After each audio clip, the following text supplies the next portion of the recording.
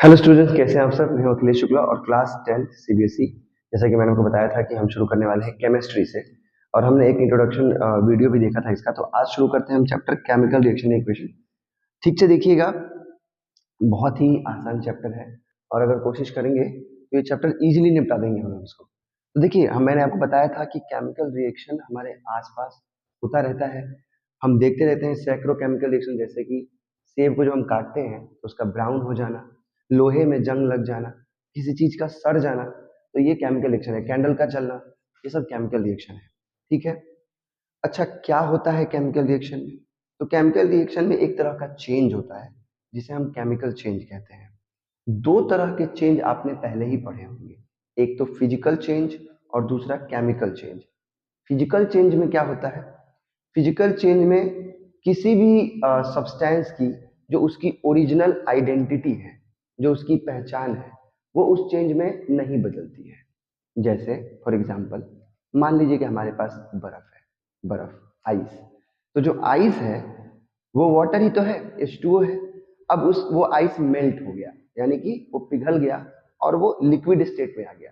पहले वो बर्फ था, सॉलिड स्टेट में था, अब वो पिघल करके लिक्विड स्टेट में आ गया, बट स्टिल अभी भी वो पानी ही है, वाटर ही है। उसका स्टेट चेंज हुआ है, लेकिन उसने अपनी आइडेंटिटी को नहीं खोया है, उसने अपनी आइडेंटिटी लूज नहीं की है। तो कोई भी सब्सटेंस अगर किसी प्रोसेस में, किसी प्रक्रिया में अपनी आइडेंटिटी को लूज नहीं करता है, तो उस प्रोसेस को फिजिकल चेंज कहते हैं। और अगर वो अपनी आइडेंटिटी लूज कर दे तो उसको केमिकल चेंज कहते हैं। फॉर एग्जाम्पल, दूध से दही का बनना। ठीक है। अगर दूध से दही बन गया है तो दही से दूध नहीं बन सकता।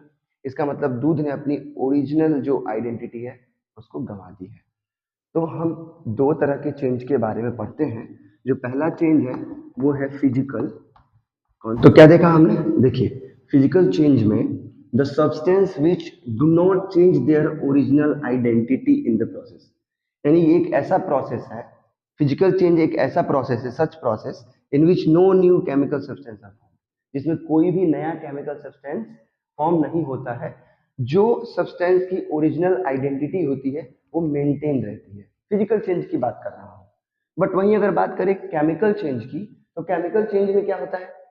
केमिकल चेंज में सब्सटेंस अपनी ओरिजिनलिटी को लूज कर देता है। ठीक है। और कुछ नया बन जाता है।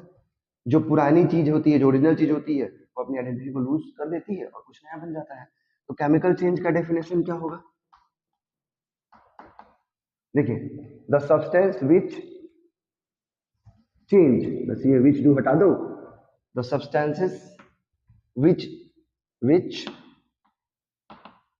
Change their original identity in the process. ऐसा प्रोसेस है जिसमें सब्सटेंस अपनी ओरिजिनल आइडेंटिटी को खो देता है। या फिर ये कह सकते हैं कि और such process in which new substance, new chemical substance are form. तो जब आइडेंटिटी को खो देगा तो कुछ नया बनेगा। इसलिए मैंने यहाँ पे बोला कि ऐसा प्रोसेस है जिसमें कुछ नया बनता है।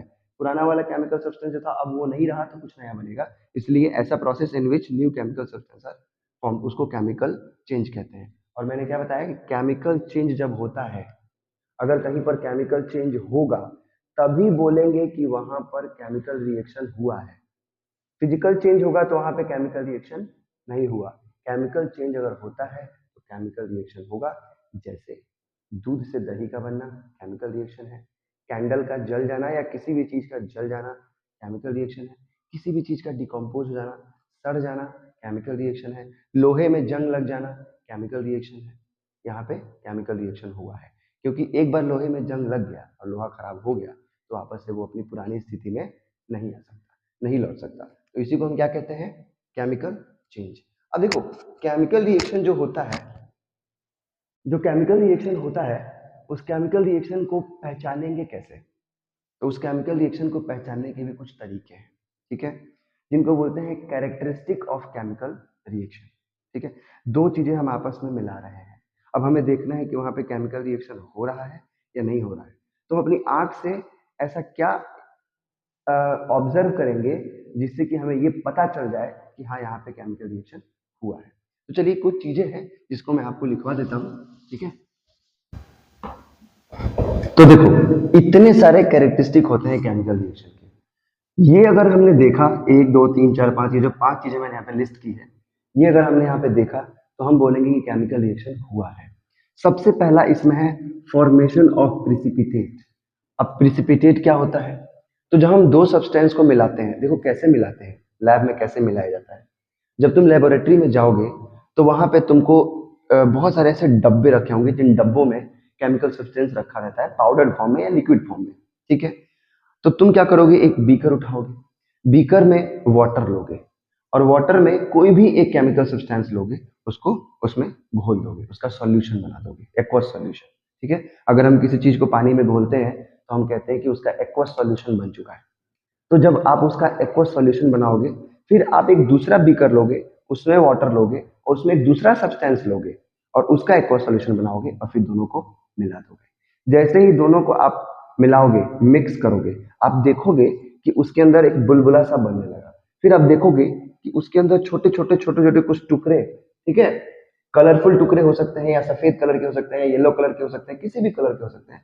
कलरफुल जो टुकड़े हैं वो सस्पेंड होकर के नीचे जाकर के उसके बीकर के तल में नीचे बैठने लगे।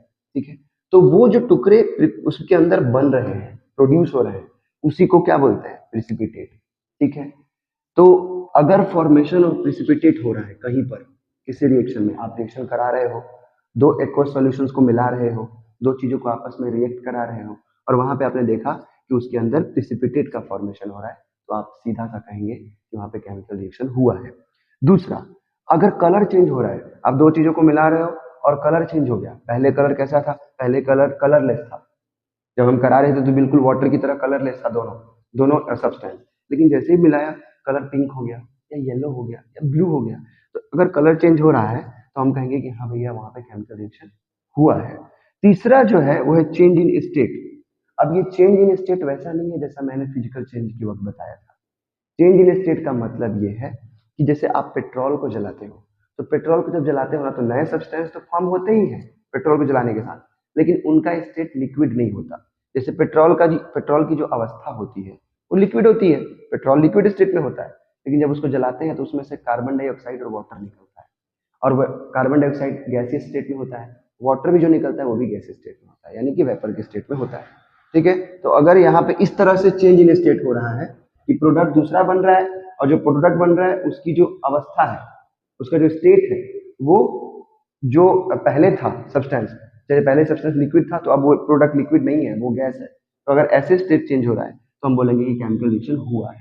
ठीक है, और जो लास्ट है वो है change in temperature. Change in temperature, इसका क्या मतलब है? जब आप, मैंने आपको पहले बताया था कि आपने बीकर में एक सॉल्यूशन बनाया हुआ है किसी सब्सटेंस का, उसको घोला हुआ है, दूसरे बीकर में दूसरा सब्सटेंस बनाया हुआ है, उन दोनों को जब आप मिलाते हो तो आप देखते हो क्या कि जो बीकर है वो गर्म हो गया, जिसमें आपने रिएक्शन कराया, जिसमें आपने मिक्स किया, वो गर्म हो गया। इसका क्या मतलब हुआ? मतलब टेम्परेचर चेंज हुआ है। तो अगर टेम्परेचर चेंज होगा तो भी हम क्या बोलेंगे कि केमिकल रिएक्शन हुआ है। या तो गर्म होगा या तो ठंडा होगा, पहले की तरह टेम्परेचर नहीं रहेगा। समझ गए? या तो गर्म होगा या तो ठंडा होगा। जैसे आपने जिस बर्तन में रिएक्शन कराया उस बर्तन का टेम्परेचर या तो बढ़ जाएगा या तो घट जाएगा। अगर ऐसा हुआ, टेम्परेचर में चेंज हुआ, तो क्या बोलेंगे? केमिकल रिएक्शन हुआ। समझ गए? ठीक है, चलो अब आगे देखते हैं। इसमें देखिए सेकंड नंबर का ये इवोल्यूशन ऑफ गैस रह गया था। ठीक है, इवोल्यूशन ऑफ गैस का मतलब जब हम रिएक्शन कराते हैं, तो जब हम दो चीजों को आपस में मिलाते हैं तो कभी कभी क्या उसमें से गैस निकलने लगता है। तो जब गैस निकलने लगेगा तो हम बोलेंगे कि वहां पर रिएक्शन हुआ है। फॉर एग्जाम्पल देखो, अगर हमारे पास एक टेस्ट ट्यूब है, हमने एक टेस्ट ट्यूब ले लिया, ठीक है, इसमें हमने क्या किया, जिंक मेटल के कुछ दाने, ठीक है, ग्रेनुअल्स, जिंक ग्रेनुअल्स इसके अंदर डाल दिए। ठीक है, ठीक है, अब हम इसमें सल्फ्यूरिक एसिड डालेंगे, H2SO4। तो जैसे ही हम इसमें सल्फ्यूरिक एसिड मिलाएंगे, आप देखोगे कि इसके अंदर सल्फ्यूरिक एसिड जैसे ही जाता है अंदर तो इसमें बबल्स बनने लगते हैं, बबल्स फॉर्म होने लगते हैं। अब वो बबल्स कैसे बने, क्यों बने बबल्स? जरूर उसके अंदर कोई ना कोई गैस होगा, गैस प्रोड्यूस हुआ होगा, तभी तो गैस ऊपर आता है तो बबल्स बनाता है ना? तो अगर गैस प्रोड्यूस हो रहा है यहाँ पर बाबू, जिंक और H2SO4 को जब हम मिलाते हैं ना, तो यहाँ पर H2 गैस बनता है। कौन सा गैस बनता है? हाइड्रोजन गैस बनता है।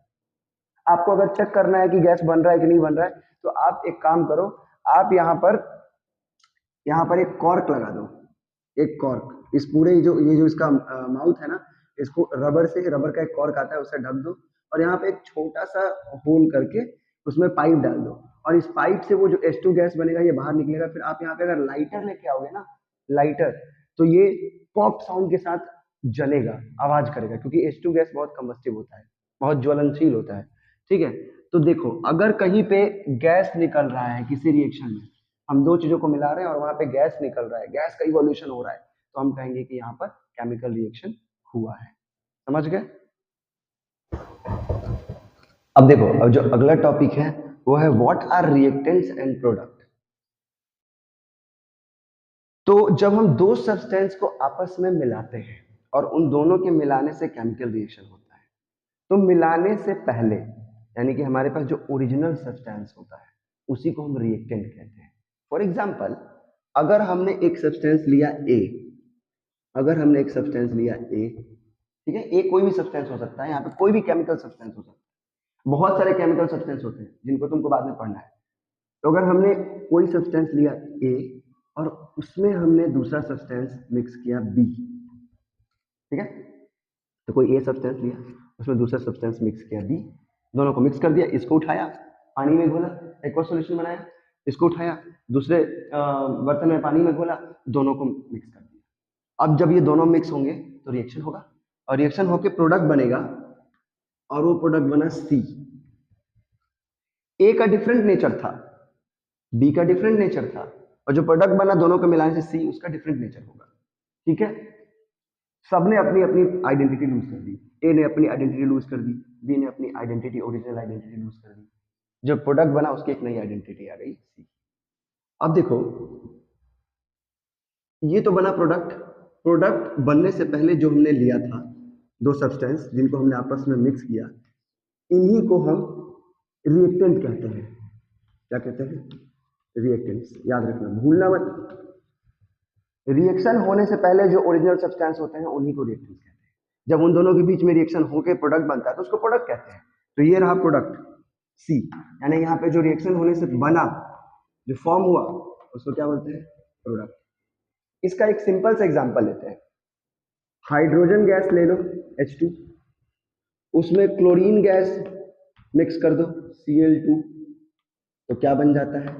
HCl। ठीक है, क्या बन जाता है? HCl।